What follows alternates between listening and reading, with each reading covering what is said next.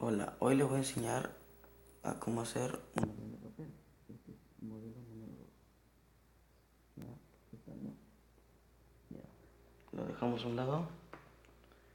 Y en primer lugar necesitamos una hoja 4, una larga. Y lo doblamos así, a la mitad, verticalmente. Ya, después de eso, lo doblamos acá.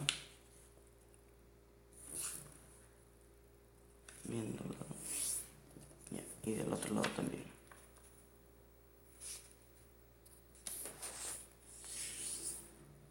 Luego le damos la vuelta y esta línea con esta línea.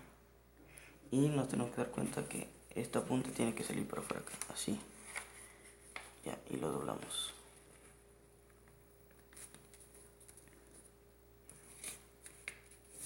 Marcamos bien.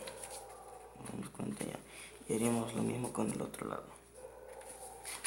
Sale la puntita. Marcamos bien. Lo doblamos bien. Ya.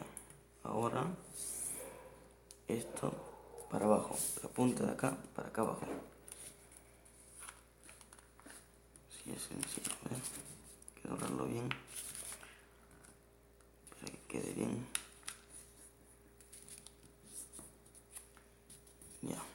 Y quedaría un triángulo. Después de esto lo doblamos así a la mitad.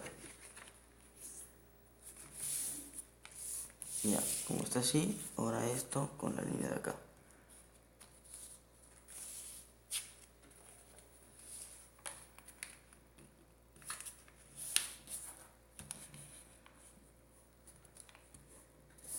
Ya, y del otro lado hacemos lo mismo.